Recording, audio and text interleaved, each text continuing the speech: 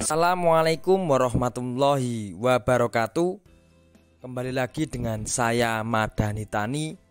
Apa yang ingin saya informasikan tentang video ini yaitu tentang 3 faktor yang kemungkinan bisa menentukan kelebatan dalam berbudidaya tanaman. Simak videonya setelah yang satu ini.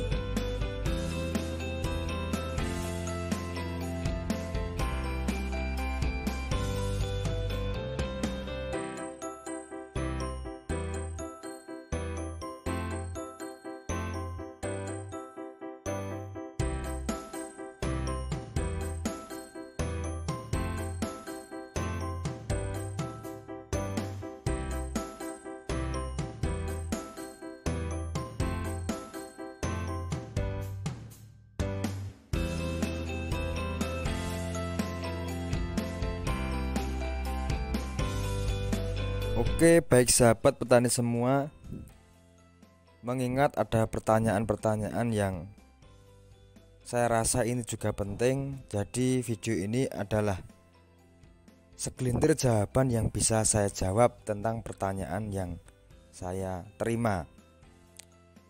Banyak pertanyaan yang menanyakan tentang bagaimana cara agar tanaman cabai berbuah lebat. Mungkin itu pertanyaan yang bisa dibilang tidak mudah untuk saya menjawabnya. Namun semoga apa yang saya jawab dan saya ketahui ini bisa menjadi tambahan referensi dan bisa menambah manfaat untuk sahabat petani semua dalam bertani.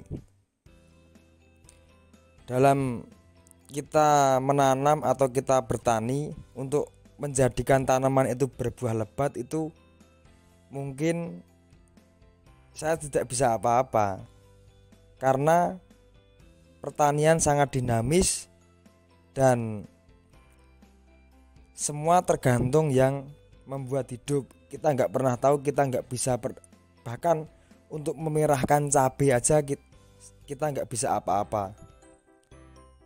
Namun selain itu memang perlu ikhtiar yang dengan cara persiapan. Contohnya persiapan lahan, yang mana lahan adalah media tanam atau media hidup untuk tanaman. Jadi sebisa mungkin kita saat pengolahan lahan itu dilakukan dengan sebaik-baiknya. Misalnya kita menggunakan pupuk kimia itu dengan sesuai kebutuhan, dan ketika kita menggunakan pupuk kandang atau pupuk kompos itu juga sebisa mungkin pupuk yang sudah jadi tidak pupuk yang dari kandang itu langsung kita bawa ke lahan. Yang kedua adalah lingkungan. Sebelum kita menanam tanaman cabai atau tanaman apapun itu, kita juga harus mempertimbangkan lingkungan sekitar kita kondisinya seperti apa. Karena sedikit banyak ketika kita menanam cabai di posisi lahan kita dan sebelahnya itu ada tanaman-tanaman cabai yang kurang terurus atau tanaman cabai yang tua, itu sedikit banyak juga akan mengganggu pertumbuhan tanaman cabai yang kita tanam. Yang ketiga, pemilihan benih. Mungkin saat ini banyak beredar benih dan banyak perusahaan yang mengeluarkan benih dari merek A sampai Z. Banyak petani yang bingung mana yang mau ditanam, mana yang mau dicoba. Semuanya yang dikeluarkan perusahaan adalah benih bagus, karena perusahaan tidak bisa menjual ketika benih tersebut belum teruji. Namun alhamdulillah dengan banyaknya benih, otomatis persaingan dalam membuat benih juga semakin tinggi. Jadi kita sebagai petani juga bisa memilih benih secara lebih mudah. Dan saat ini banyak inovasi-inovasi yang dibuat oleh perusahaan. Seperti dulu mungkin tanaman cabai khususnya tanaman cabai rawit banyak yang terjadi serangan bule maupun serangan patek dan lain sebagainya. Meskipun saat ini tidak bisa melepas itu karena itu adalah momok yang berada di tanaman cabai. Namun dengan saat ini beberapa perusahaan sudah mengeluarkan benih cabai rawit yang tahan virus, itu juga sangat menguntungkan petani. Jadi seperti cabai rawit Ponirun maupun benih cabai rawit lain-lainnya. Jadi untuk cabai rawit Ponirun itu alhamdulillah sudah banyak ditanam di beberapa lahan, dan tentunya dalam video ini pun ini adalah beberapa cuplikan cabai rawit Ponirun yang ditanam oleh beberapa petani di lingkungan sekitar Muntilan, Magelang.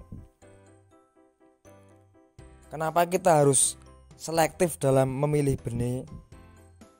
Karena pada dasarnya benih adalah salah satu penunjang keberhasilan dalam berbudidaya. Benih adalah yang akan kita rawat. Jadi untuk memilih tanaman itu harus selektif dalam pemilihan benihnya. Dan apa keuntungan kita ketika kita nanam benih yang sudah tahan virus?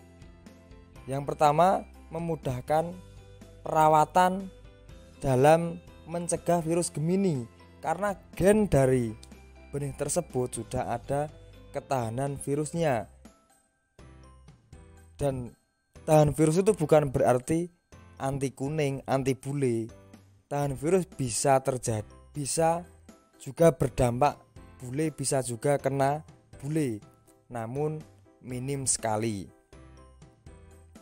Dan keuntungan ketika kita menanam cabai tahan virus, kita bisa meminimkan perawatan.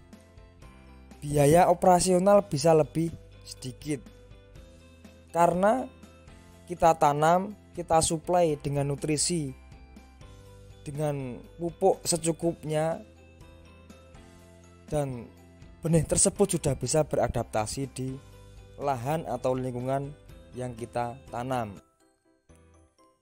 Jadi penunjang atau untuk meringankan biaya perawatan itu memang kita harus selektif dalam pemilihan benih. Dan untuk menunjang kelebatan tanaman, mungkin 3 faktor tadi perlu dipertimbangkan.